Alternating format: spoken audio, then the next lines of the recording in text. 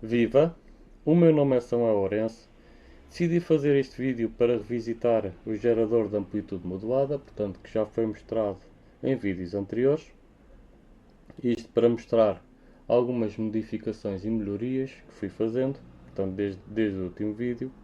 Portanto, a placa de cima é uma placa diferente, como pode ver.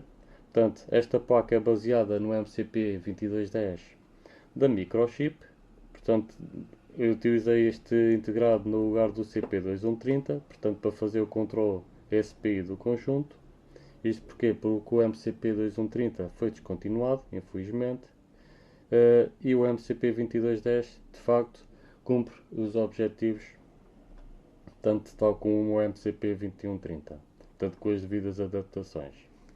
Portanto, eu vou então retirar esta placa para mostrar também as alterações que eu fiz na placa do AD9851.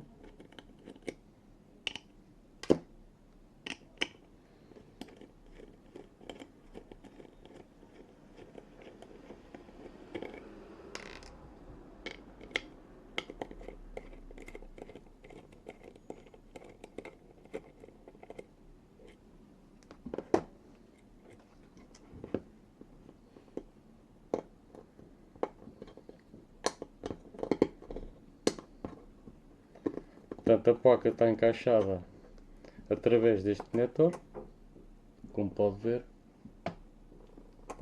E portanto aqui na placa de baixo do AD9851 tenho então aqui um TCXO. Tive que fazer aqui uma alteração, porque o TCXO que eu estava a usar, que era da SES, estava aqui a dar problemas. Portanto, eu 2 meses depois, após ter saudado o primeiro TCXO que eu tinha aqui, deixou de funcionar. Só dei o segundo, passado mais ou menos o mesmo tempo, deixou de funcionar outra vez. Então eu tive que redesenhar a placa, de modo aqui a ter um TCXO maior. Aqui estou a usar um TCXO da Abracom, com a mesma frequência, e desde então não tive problemas. Portanto, e este TCXO parece-me ser mais estável. Portanto, esta é a única diferença, esta é a única modificação que eu fiz entretanto nesta placa. E depois, em baixo desta placa, tenho a placa que faz a modulação.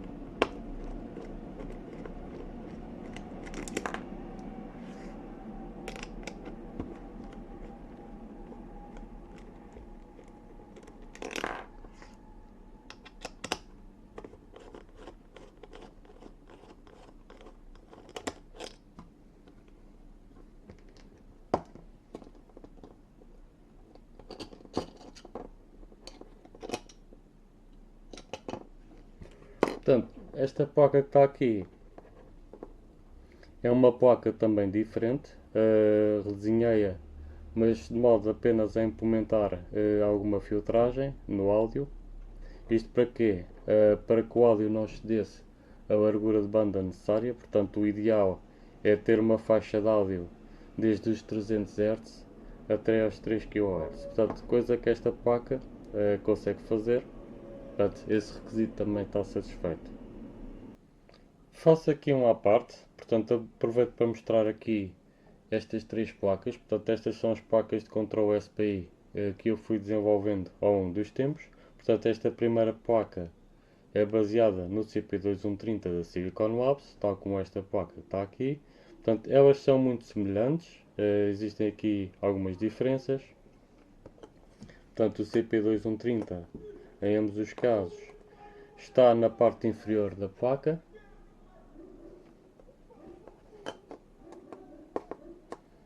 E depois tenho aqui esta placa baseada no MCP2210, portanto da Microchip. Portanto, esta placa aqui já tem mais componentes, porque o MCP2210 requer alguns componentes extra, como por exemplo este cristal de quartzo. E na parte inferior, a mesma quase não tem aqui componentes a salientar. Eu, de qualquer das maneiras, vou aproveitar para mostrar o diagrama do circuito destas três placas e falar aqui um bocadinho acerca das alterações. Eis o diagrama do circuito que corresponde então à última placa de controle SPI, portanto aquela que contém o MCP2210 da microchip. Portanto, a alimentação é feita por USB, as linhas de dados estão protegidas contra transientes por IC1, que é um supressor de transientes, portanto isto permite também proteger contra descargas eletrostáticas. A alimentação é feita através deste PPTC, F1, portanto é um fusível resetável, e depois existe aqui este regulador que vai regular a tensão da alimentação dos 5 volts para 4,2 volts. Portanto, isto permite duas coisas. Uma delas é basicamente suprimir o ruído que venha da alimentação do USB. Portanto, isto é uma maneira muito eficaz de fazer isso. E também permite ter aqui uma tensão constante, o que é necessário para o circuito que faz a modulação do AD9851. Portanto, tenho aqui então o restante circuito a ser alimentado pelos 4,2 volts do regulador. Portanto, o MCP2210 é alimentado diretamente. E depois tenho aqui as placas ajusante que estão ligadas através de J2, que vão ser alimentadas por intermédio deste transistor, portanto deste MOSFET, que é controlado por sua vez pelo MCP2210, portanto através desta linha que está aqui. Portanto, é muito importante fazer esse controle. Isto para quê? Para obedecer às normas USB relativamente a estados de suspensão. Portanto, eu num estado de suspensão não posso consumir mais do que determinada corrente. Creio que são 0,5 mA. Então tenho de desabilitar, portanto, esta alimentação. Portanto, essa desabilitação é feita através deste MOSFET, portanto, Q1 que está aqui. Portanto, isto é um MOSFET com um canal P. Ou seja, portanto, quando esta linha é puxada para cima, portanto, pelo próprio MCP2210, a alimentação é então cortada. Mostro então aqui o layout da placa.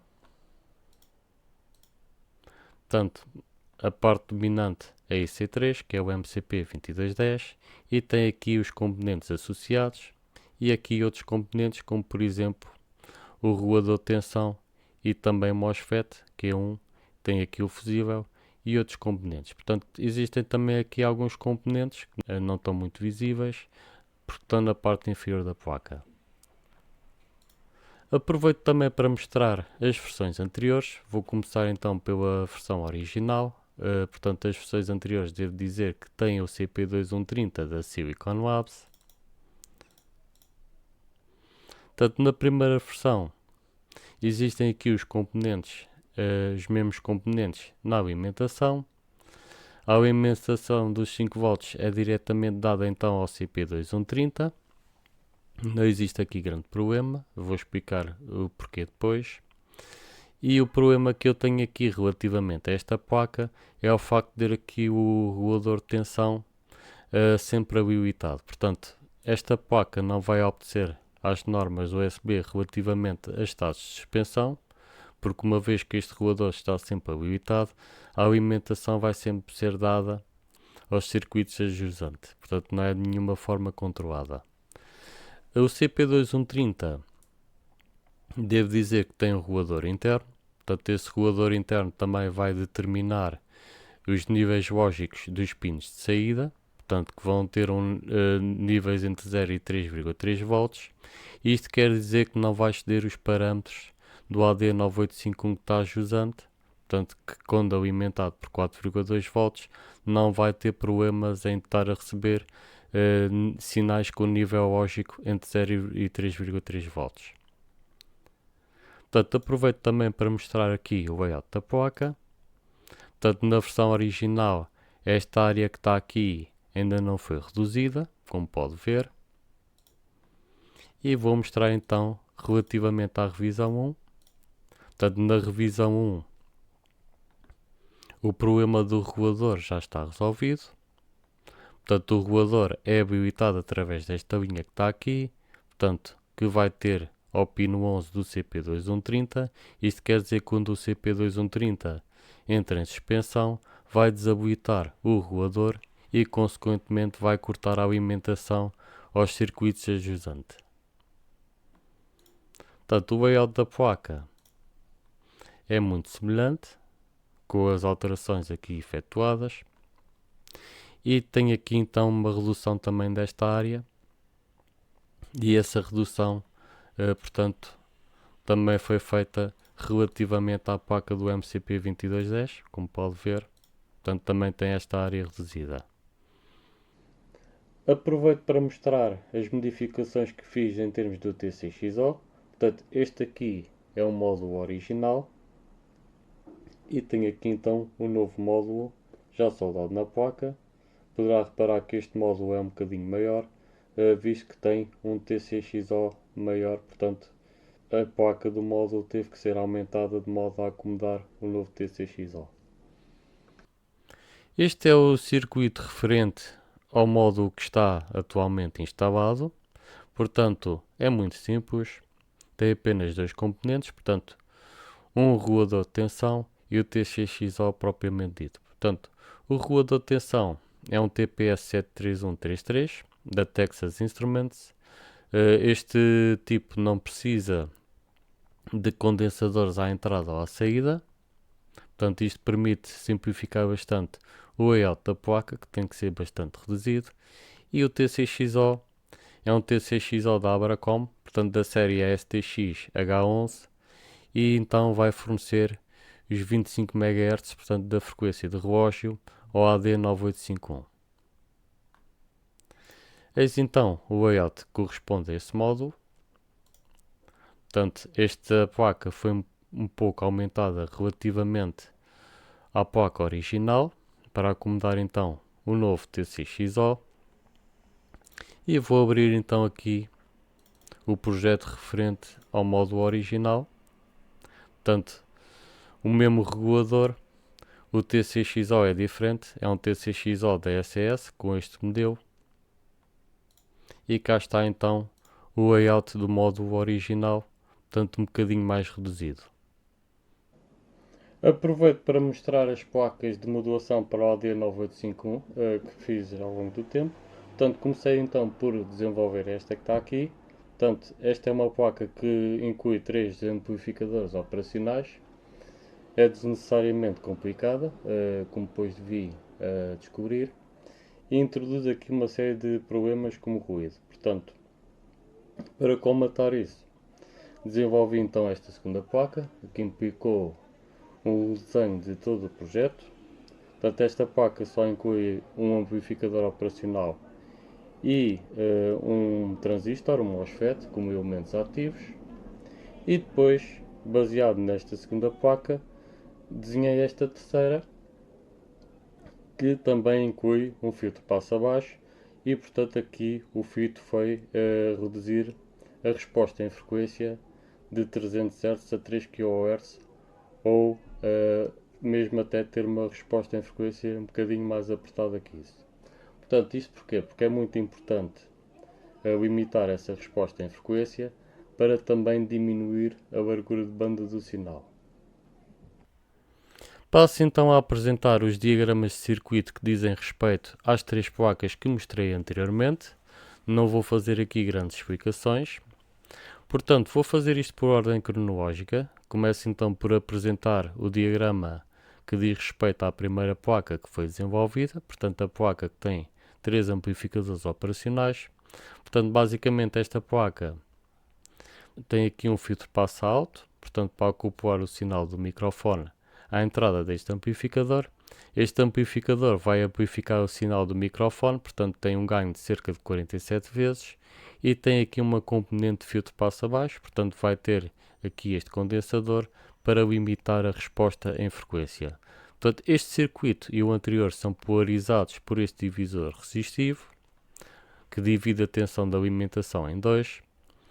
Existe aqui este buffer para isolar a tensão de referência, que é retirada a partir do pino DR7 do AD9851.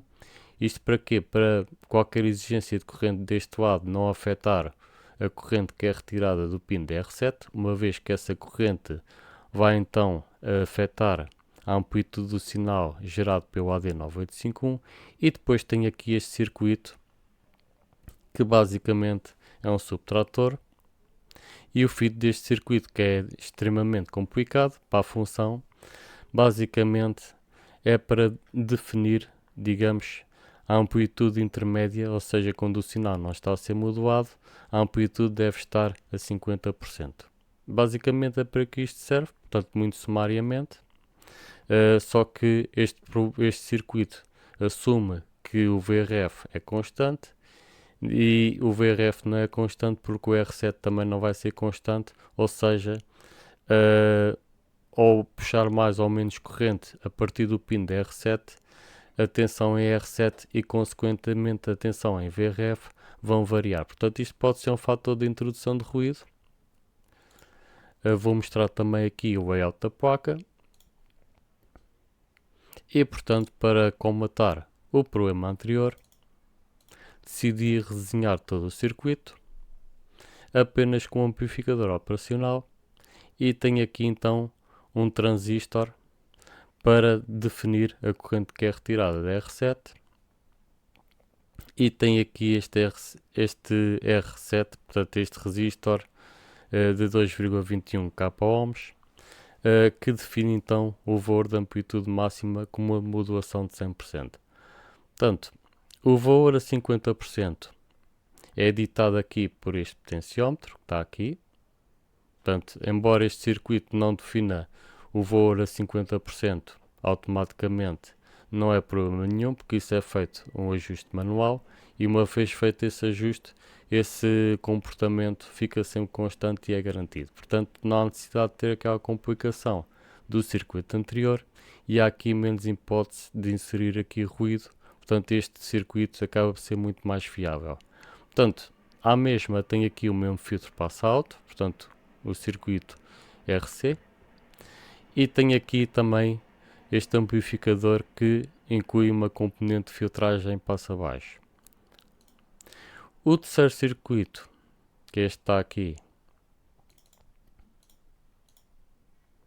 portanto, já inclui também um segundo filtro passa-baixo, portanto, este passivo está aqui, tem aqui um filtro passa-alto, e depois também tem um outro filtro passa-baixo, mas como anteriormente, feito pela realimentação deste amplificador que está aqui. Portanto, basicamente, eu neste circuito novo acabo de ter aqui um filtro passa-baixo de ordem 2, em vez de ser de ordem 1, e posso ter aqui uma resposta em frequência um bocadinho mais, um bocadinho melhorada, portanto, relativamente ao anterior, um bocadinho mais ampla, mas também com um corte mais abrupto. Portanto, por isso é que eu utilizei estes dois condensadores de 470 picofarads em vez de um condensador de 1 nanofarad. Portanto, tenho aqui uma resposta mais alargada, mas o que interessa é que acaba também, como tem um corte mais abrupto, portanto, acaba até por ser melhor. Portanto, eu já agora, voltando aqui ao circuito anterior, aproveito para mostrar aqui o layout da placa, que não mostrei anteriormente, e também vou voltar então ao último circuito e mostro também o layout da placa, e não há assim muitas diferenças. Este vídeo não ficaria completo sem fazer alguns testes e medições. Portanto, eu neste momento tenho então o gerador de amplitude modulada ligado ao osciloscópio, como pode ver, portanto com uma carga de 50 ohms, e então o que eu vou fazer é ver as formas de onda que o gerador de amplitude modulada produz. De modo então a definir a frequência de saída do gerador de amplitude modulada, estou então numa máquina virtual, portanto que tem instalado o Kubuntu 24.04 LTS. Neste momento tenho então o meu dispositivo ligado, portanto indo aqui a USB Devices, consigo ver que tem aqui o gerador de amplitude modulada. Portanto, eu previamente compilei o programa para definir a frequência, como pode ver. Portanto, eu vou aqui ao terminal, vou então apontar para a pasta, faço cd documentos, posso fazer aqui um tab, uma vez que a pasta MCP2210 IFAN AD 9851 é a única pasta que se encontra nos documentos. Vou fazer então Enter e para executar o único programa que está aqui, faço ponto, barra, uma vez que estou a executar um programa que é o local a esta pasta, e faço aqui um tab, uma vez que é o único programa que se encontra aqui. Portanto, eu vou começar então por definir a frequência a 1 MHz, portanto são 1000 kHz. E cá está, como pode ver no ecrã do osciloscópio, é possível então ver que a frequência de facto foi definida para 1000 kHz. Vou então definir a mesma para 2000 kHz, por exemplo. Vou definir a mesma novamente então para 5000 kHz e cá está. Posso defini-la também para 10 MHz, para 20 MHz e até 30 MHz. Portanto, isso sem qualquer problema. Neste momento tenho ligado o microfone ao gerador de amplitude modulada, mais concretamente à placa que faz a modulação, e como pode ver, portanto, a portadora está a ser modulada quando eu falo. Portanto, eu previamente defini a frequência para 26,985 MHz, corresponde então ao canal 3 da banda de cidadão, e poderá ver no osciloscópio que está a ser feita modulação em amplitude. Portanto, esta modulação está a ser feita de forma assimétrica, entre aspas. Isto porquê? Porque eu apenas estou a ver uma das saídas do AD9851. Portanto, se eu estivesse a ver o resultado da soma das duas saídas, essa modulação já aparecia com um envelope simétrico. Não basta analisar os sinais no osciloscópio, é preciso também saber a exatidão em termos de frequência, e para tal liguei uma das saídas do gerador de amplitude modulada, é o frequencímetro, e neste momento, portanto, a frequência está definida para 26,985 MHz, e como pode ver, o desvio é de apenas 3 a 4 Hz. Para testar a exatidão, vou então começar por definir a frequência a 10 MHz.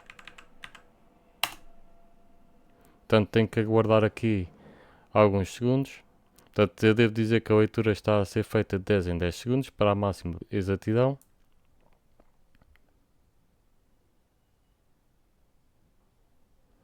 E, portanto, tenho aqui um desvio de 2 Hz. Portanto, isto dá mais ou menos uma exatidão de 0,2 partes por milhão. Vou definir então a frequência a 20 MHz.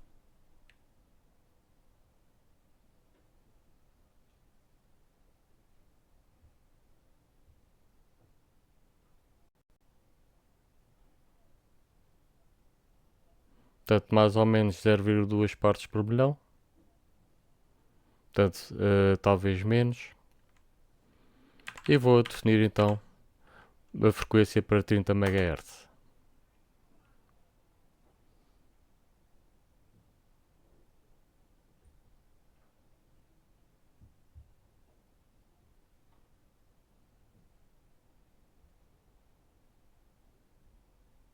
Portanto, um desvio de 3 Hz.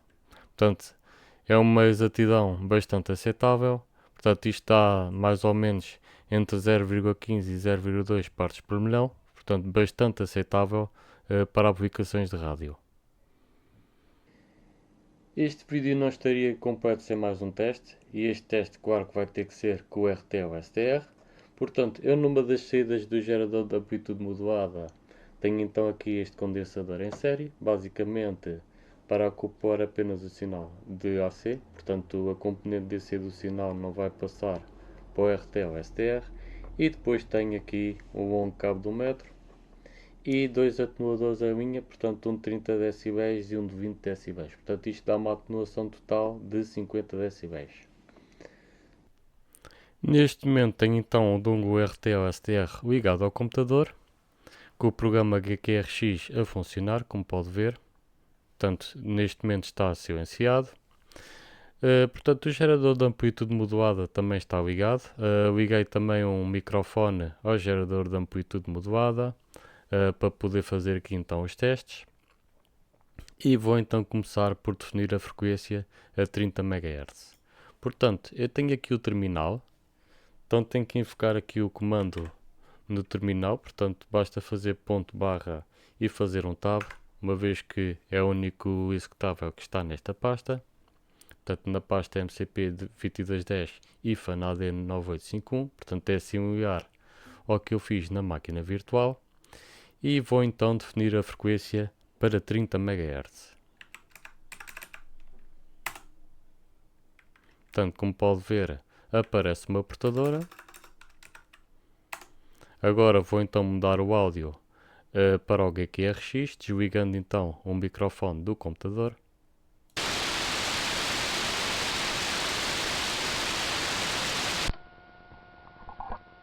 Teste, teste, 1, 2, 3, teste, 1, 2, 3.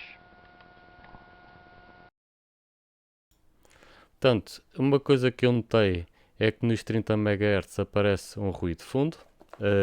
Esse ruído de fundo aparece com frequências que tenham múltiplos de 3 MHz. Por exemplo, se eu mudar para os 29 MHz, isso já não acontece.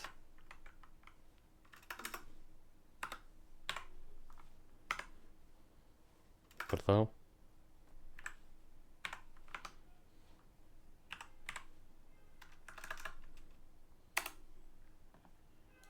Portanto, vou mudar então para os 29 MHz. Teste, teste, 1, 2, 3, teste, teste, 1, 2, 3. Portanto, aqui o áudio está perfeito, não há problema nenhum. Vou mudar então a frequência para os 27 MHz, novamente para demonstrar o problema.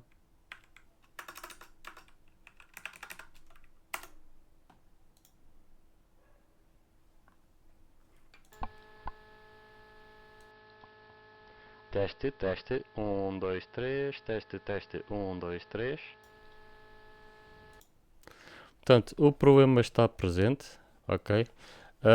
No entanto, eu descobri que isto pode ter a ver com o transistor MOSFET que está na placa do MCP 2210. Portanto, isto pode ser uma condição causada por outro problema qualquer, mas é exacerbada pela presença deste MOSFET, portanto, que tem alguma resistência, não tem assim muita resistência, mas tem o suficiente para exacerbar o problema. Portanto, isto pode também ser um problema de filtragem da alimentação.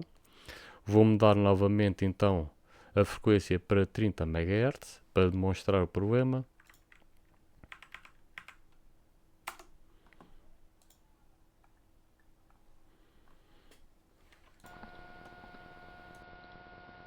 Portanto, novamente então passei o áudio para o QQRX, portanto, e vou então encostar aqui uma pinça de modo a chantar os terminais, portanto, do transistor, para fazer um bypass ao transistor.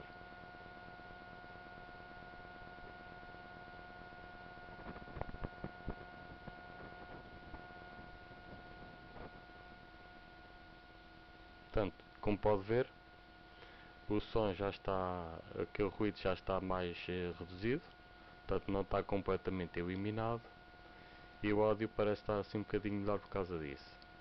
Mas de qualquer das maneiras isto não é um grande problema, portanto se eu mudar para uma frequência aleatória, mais provável é que não vá ter este problema.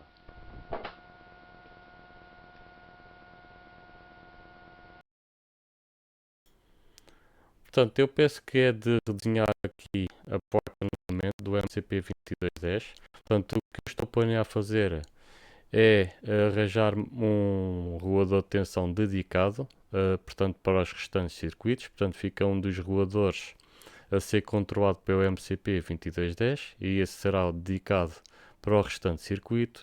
e depois o outro regulador apenas exclusivamente para o MCP 2210 e esse regulador vai estar sempre habilitado. Portanto, da minha parte então é tudo. Espero que tenha gostado deste vídeo. Portanto, eu fiz este vídeo em jeito de revisão, portanto, um aglomerado dos vídeos anteriores. Se tiver alguma questão que queira colocar, por favor, disponha da secção de comentários e até uma próxima.